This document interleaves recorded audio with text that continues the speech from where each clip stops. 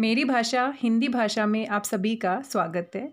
हम पढ़ रहे थे समास के बारे में। समास किसे कहते हैं, समास कितने प्रकार के होते हैं, इस पर हम विस्तार से चर्चा कर चुके हैं। आज के इस वीडियो में हम जानेंगे अगर एक शब्द में एक से ज़्यादा समास है तो हम क्या करें। कई बार कुछ ऐसे शब्द हमें मिल जाते हैं जिसमें एक से ज़्यादा समास हमें दिखाई देते हैं। आइए इसी बात पर चर्चा करते हैं।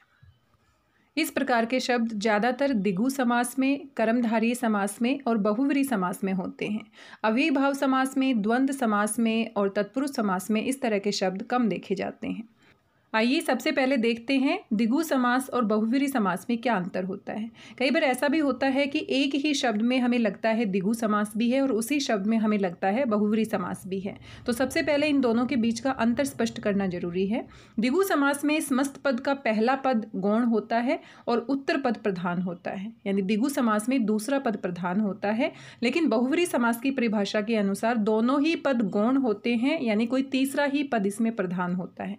द्विगु समास का पहला पद संख्यावाची होता है जो किसी संख्या की तरफ संकेत करता है, लेकिन बहुव्रीहि समास में समस्त पद के दोनों पद मिलकर तीसरे पद की ओर संकेत करते हैं, तीसरे पद की प्रधानता को दिखाते हैं। विग्रह करते समय द्विगु समास में हम ज़्यादातर समूह या समाहार शब्द का प्रयोग करते हैं और बहुव्रीहि समास में विग्रह करते हुए हम तीसरे पद के बारे में लिखते हैं कि कौन से पद की तरफ इशारा किया गया है। यानी बहुव्रीहि समास में हम विग्रह करते समय समूह या समाहार शब्द का प्रयोग नहीं करते। उदाहरण के लिए तिरंगा शब्द है। तिरंगा शब्द एक ही शब्द है, लेकिन इसमें दोनों ही समास हो सकते हैं। द्विगु समास भी हो सकता है और बहुव्रीहि समास भी हो सकता है। अब हमें देखना है कि हम इसका विग्रह किस प्रकार से करते हैं। अगर तिरंगा जो शब्द है उसका विग्रह अगर हम इस प्रकार से करते हैं, तीन रंगों का समाहार, तो ये हमारा विग्रह द्विगु समास के अकॉर्डिंग हमने किया है। और इसी शब्द का अगर विग्रह हम इस प्रकार से करते हैं, तीन रंग है जिसके, यानी कि एक विशेष पद यहाँ पर है भारतीय तिरंगा, भारत का जो झंडा है, राष्ट्रीय ध्वज है, उसको हम तिरंगा कहते हैं। तो यहाँ पर तीसरा पद प्रधान है। तो एक ही शब्द में अगर दो समास हमें दिखाई देते हैं तो हमारा विग्रह बताएगा कि किस प्रकार का विग्रह हम करेंगे, वही उस समास का नाम होगा। अगर परीक्षा में तिरंगा शब्द आ जाता है और आपसे कहा जाता है कि समास का विग्रह करके नाम लिखिए, तो आप जिस प्रकार का विग्रह करेंगे, अगर द्विगु समास के हिसाब से विग्रह करते हैं और द्विगु समास नाम लिखते हैं तो भी आपका उत्तर सही माना जाएगा। और अगर बहुव्रीहि समास के हिसाब से आप विग्रह करते हैं और समास का नाम बहुव्रीहि लिखते हैं तो भी आपका सही माना जाएगा। दूसरा उदाहरण है दशानन, 10 मुखों का समाहार, यानी कि अगर हम समाहार या समूह लगा देते हैं और पहला पद हमारा संख्यावाची है तो वहाँ पर द्विगु समास होगा। लेकिन इसी शब्द का अगर हम विग्रह इस प्रकार से करते हैं, 10 मुख हैं जिसके, और तीसरा पद हमें पता है रावण का दूसरा नाम दशानन भी है, रावण को हम दशानन कहते हैं, उनके 10 सिर थे इस वजह से। तो यहाँ पर हमारा तीसरा पद की प्रधानता और विग्रह की विशेषता के कारण हमारा समास का नाम होगा बहुव्रीहि। पेपर में अगर आपका आता है तो आपको किसी प्रकार की कोई टेंशन नहीं लेनी, जिस प्रकार का विग्रह आप करेंगे उसी प्रकार का आपका समास का नाम हो जाएगा, आपके नंबर बिल्कुल भी नहीं कटेंगे। साथ ही अगर हम कंपटीशन एग्जाम की बात करें तो वहाँ पर मल्टीपल चॉइस क्वेश्चंस आते हैं, यानी कि 4 ऑप्शन आपको दिए जाते हैं। तो वहाँ पर भी आपको इस तरह से सवाल दिया जाएगा कि 4 ऑप्शन में एक ही ऑप्शन सही होगा। आपको कभी भी ऐसा नहीं दिया जाएगा कि तिरंगा शब्द में समास का नाम बताइए और साथ में द्विगु और बहुव्रीहि दोनों ऑप्शन आपको कभी नहीं दिए जाएंगे। हाँ, ऐसा हो सकता है कि आपको सवाल ही बदल कर दे दिया जाए, 3 रंगों का समाहार, इस शब्द में समास का नाम बताइए। तो जैसा विग्रह है उसी के हिसाब से आपको समास का नाम लिखना होगा, यानी द्विगु समास होगा वहाँ पर। तो कंपटीशन के एग्जाम में भी और वैसे भी अगर आपकी परिभाषा आपको क्लियर है तो आपको कहीं कोई कन्फ्यूजन नहीं होगा। हमें समास की परिभाषाएं स्पष्ट होनी चाहिए। द्विगु समास का पहला पद संख्यावाचक विशेषण होता है, दूसरा पद विशेष्य का काम करता है, जबकि बहुव्रीहि समास में पूरा ही पद विशेषण का कार्य करता है, तीसरे पद की ओर यहाँ पर इशारा किया जाता है। कुछ और उदाहरण हम देख सकते हैं। चतुर्भुज, चतुर्भुज शब्द में भी दोनों ही समास हो सकते हैं, लेकिन हमारा उत्तर इस बात पर निर्भर करता है कि हम किस प्रकार से इसका विग्रह करेंगे। अगर हम विग्रह इस प्रकार से करते हैं 4 भुजाओं का समूह, तो समूह और समाहार शब्द लगाने से और पहला पद संख्यावाचक विशेषण होने की वजह से यहाँ पर द्विगु समास होगा। अगर हम इसका विग्रह इस प्रकार से करते हैं, 4 हैं भुजाएं जिसकी, क्योंकि हमें पता है चतुर्भुज जो शब्द है वो तीसरे पद की ओर इशारा कर रहा है। विष्णु भगवान को भी हम चतुर्भुज कहते हैं, उनकी 4 भुजाएं हैं। इसीलिए यहाँ पर तीसरे पद की प्रधानता की वजह से बहुव्रीहि समास होगा। तो आपका विग्रह बताएगा कि आपका उत्तर क्या होगा। अगला शब्द है पंचवटी। पंचवटी शब्द में भी द्विगु समास और बहुव्रीहि समास दोनों ही हैं। अब हमें किस प्रकार से विग्रह करना है वो हमें देखना है। 5 वटों का समाहार, तो यहाँ पर पहला पद संख्यावाची है और साथ में समाहार और समूह शब्द का हमने प्रयोग किया है, इसी कारण से ये द्विगु समास है। अगर हम इसका विग्रह इस प्रकार से करते हैं, 5 वटों से घिरा एक निश्चित स्थान, यानी कि तीसरे पद की ओर यहाँ पर इशारा किया गया है, एक विशेष स्थान का नाम पंचवटी है, तो यहाँ पर हमारा बहुव्रीहि समास होगा।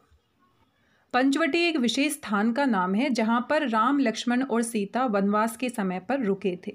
तो इसी कारण से विशेष स्थान होने की वजह से पूरा पद ही विशेषण का कार्य कर रहा है और यहां पर किसी विशेष स्थान की ओर संकेत किया जा रहा है, तो यहां पर बहुव्रीहि समास होगा। तो अब हमें कंफ्यूज नहीं होना है कि कौन सा समास का नाम लिखें। आप जिस प्रकार का विग्रह करेंगे उसी प्रकार का आपका समास का नाम बन जाएगा। इसी प्रकार से कर्मधारय समास और बहुव्रीहि समास में भी हमें कन्फ्यूजन होता है। कुछ शब्द ऐसे मिल जाते हैं जहां पर कर्मधारय समास भी होता है और बहुव्रीहि समास भी होता है। इन दोनों समासों में अंतर समझते हैं। कर्मधारय समास की परिभाषा के अनुसार एक पद विशेषण का कार्य करता है और दूसरा पद विशेष्य का कार्य करता है।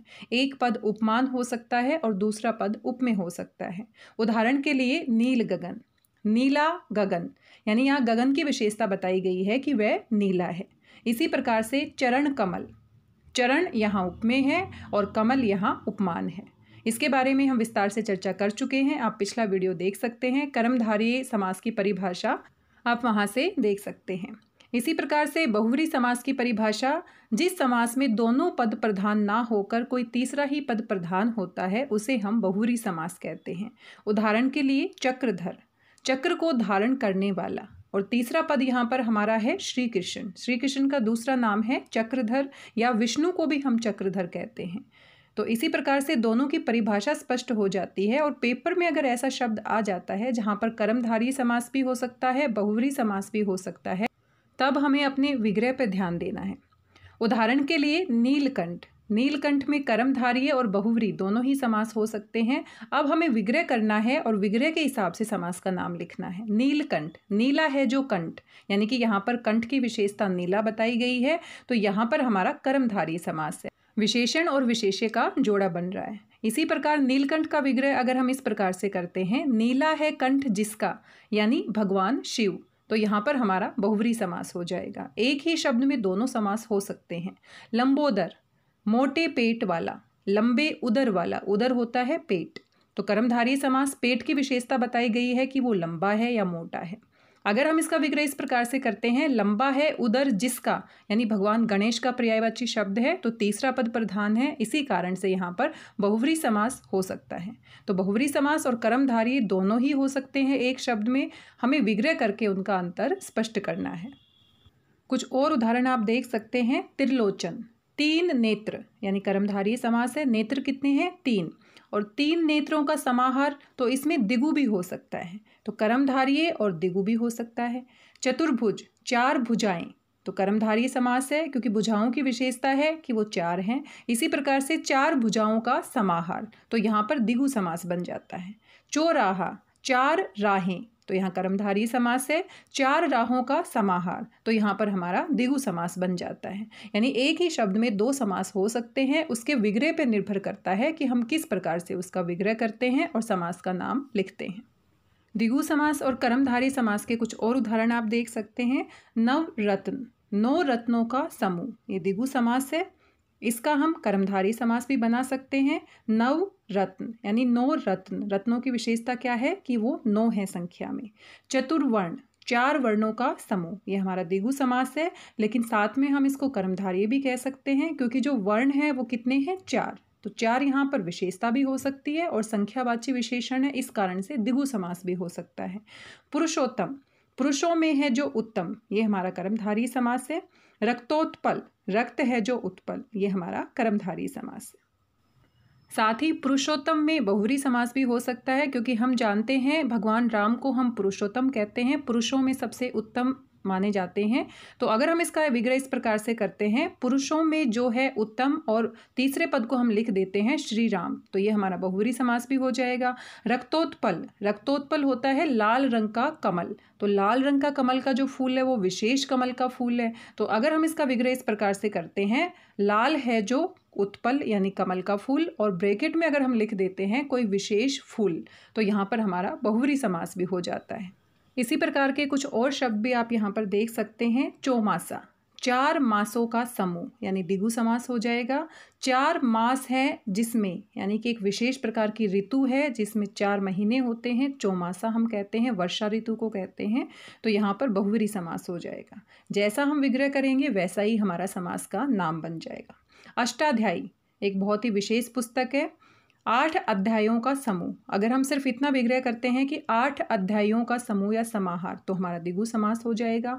लेकिन अगर हम तीसरे पद की प्रधानता दिखा देते हैं, 8 अध्यायों वाला है जो, यानी कि पाणिनि द्वारा रचित जो व्याकरण है उसमें 8 अध्याय थे और उसका एक विशेष नाम है अष्टाध्यायी, तो यहाँ पर हमारा बहुव्रीहि समास हो जाएगा। महावीर, महान वीर है जो, और हम जानते हैं महावीर शब्द हनुमान जी का पर्यायवाची शब्द है, तो तीसरा पद हमें पता लग गया हनुमान, तो बहुव्रीहि समास होगा। अगर सिर्फ इतना ही हम लिखते हैं महान वीर, यानी कि वीर की विशेषता है कि वो महान है, तो यहाँ पर विशेषण और विशेष्य का जोड़ा बन जाता है, इस कारण से यहाँ पर कर्मधारय समास होगा। घनश्याम, घन के समान श्याम है जो, यानी भगवान श्री कृष्ण का दूसरा नाम घनश्याम भी है, उनके काले रंग की वजह से, श्याम रंग की वजह से उनको घनश्याम भी कहते हैं।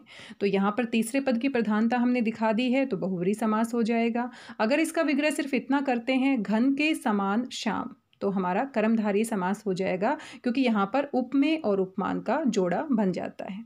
तो हमने आज देखा कि समास जो है वो विग्रह पर निर्भर करता है। कुछ शब्द ऐसे होते हैं जहाँ पर 2 समास की संभावना दिखती है, लेकिन जिस प्रकार का हम विग्रह करेंगे वैसा ही हमारा समास बन जाएगा। लेकिन हमें ये तुक्का नहीं मारना, जानबूझ के किसी भी शब्द में जो हम सोच रहे हैं वो नहीं करना, परिभाषा की कसौटी पर खरा उतरना चाहिए। तो यहाँ पर हमारी दोनों ही समासों की परिभाषा सही बैठती है, इस कारण से हमने 2 प्रकार से यहाँ पर इनका विग्रह किया है। यहाँ पर एक एक्सरसाइज भी दी गई है। हम ये सारे शब्द पढ़ चुके हैं और विग्रह के हिसाब से हमें नाम बताना है कौन सा समास होगा। आप इसे करके देख सकते हैं। चलिए जल्दी से अभ्यास कर लेते हैं। महावीर हम पढ़ चुके हैं। महान वीर यानी कि ये हमारा कर्मधारय समास है। महान है जो वीर हनुमान जी, ये हमारा बहुव्रीहि समास है। नीलकंठ, नीलाकंठ विशेषण और विशेष्य का जोड़ा है, कर्मधारय समास है। नीलाकंठ है जिसका भगवान शिव, यानी बहुव्रीहि समास होगा। पीतांबर, पीत यानी पीले अंबर, अंबर की विशेषता है कि वो पीले हैं, तो कर्मधारय समास होगा। पीला है वस्त्र जिसका या अंबर जिसका, अंबर को ही हम वस्त्र कहते हैं, भगवान श्री कृष्ण, तो ये हमारा बहुव्रीहि समास होगा। चतुर्भुज, 4 भुजाओं का समूह, हमने किस प्रकार से विग्रह किया है, द्विगु समास के हिसाब से। 4 भुजाएं हैं जिसकी, भगवान विष्णु, यानी कि हमने विग्रह किसके हिसाब से किया है, बहुव्रीहि समास के हिसाब से। चौमासा, 4 मासों का समूह यानी द्विगु समास होगा। 4 मास की है जो ऋतु, यानी विशेष वर्षा ऋतु की बात की गई है, यहाँ पर हमारा बहुव्रीहि समास होगा। तिरंगा, 3 रंगों का समूह यानी द्विगु समास है। 3 रंगों वाला है जो, यानी कि भारत का राष्ट्रीय ध्वज है, विशेष है, तो यहाँ पर हमारा बहुव्रीहि समास होगा। तो इस प्रकार से हमने देखा, जिस प्रकार से हम समास का विग्रह करेंगे वैसा ही हम नाम लिखेंगे। विशेष रूप से कर्मधारय समास, द्विगु समास और बहुव्रीहि समास में इस प्रकार के शब्द आते हैं जहाँ पर एक से ज़्यादा समास की संभावना होती है। आशा करती हूँ आपको समझ में आया होगा। अब किसी प्रकार का कोई कन्फ्यूजन नहीं होना चाहिए कि एक शब्द में अगर एक से ज़्यादा समास आते हैं तो हम क्या करें। अगर आपसे समास का विग्रह करवाया गया है, नाम पूछा गया है, तो उसी के हिसाब से आप विग्रह करेंगे, उसी के हिसाब से आप नाम लिखेंगे। अगर 4 ऑप्शन है, कंपटीशन एग्जाम की बात करते हैं, तो आपको कभी इस प्रकार के ऑप्शन नहीं दिए जाएंगे जहाँ एक से ज़्यादा उत्तर हो सकता है। यानी कि आपको सवाल इस प्रकार से दिया जाएगा जहाँ सिर्फ 4 ऑप्शन में से एक ही उत्तर सही होगा।